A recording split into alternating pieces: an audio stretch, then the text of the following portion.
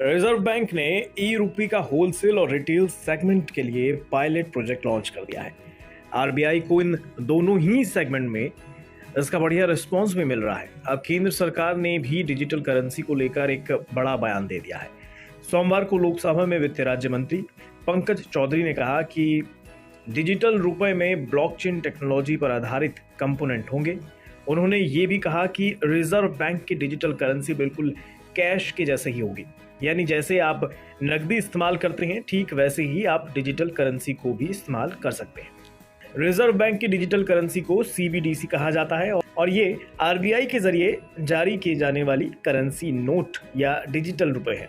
Reserve bank ने 1 दिसंबर से retail segment यानी आम लोगों के लिए ई रुपए का पायलट लॉन्च किया है।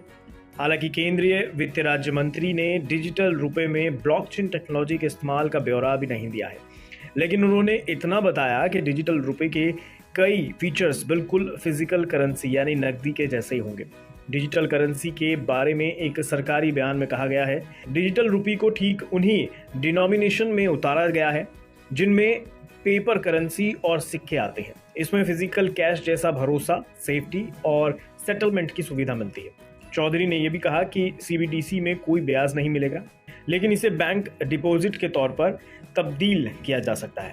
होलसेल सेगमेंट में सीबीडीसी का पायलट प्रोजेक्ट रिजर्व बैंक ने 1 नवंबर को शुरू किया है।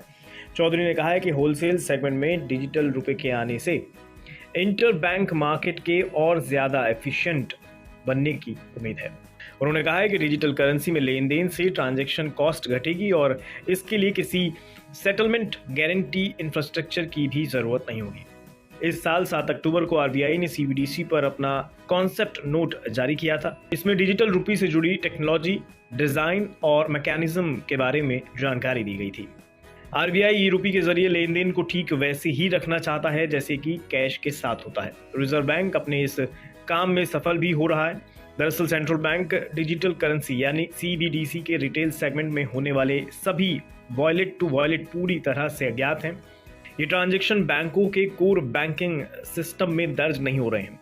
इसका मतलब ये कि इस बात का पता बैंक समेत किसी को नहीं चल रहा कि कोई एक शख्स किसी दूसरे शख्स या दुकानदार को ई रुपये के जरिए पेमेंट कर रहा है।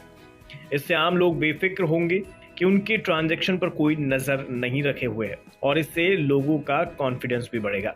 यही फीचर डिजिटल रुपए को यूपीआई के मुकाबले भी बढ़त देता है। यूपीआई से होने वाले सभी ट्रांजैक्शन का एक रिकॉर्ड और हिस्ट्री बनती है और बैंकिंग सिस्टम में सभी ट्रांजैक्शन दर्ज होती हैं।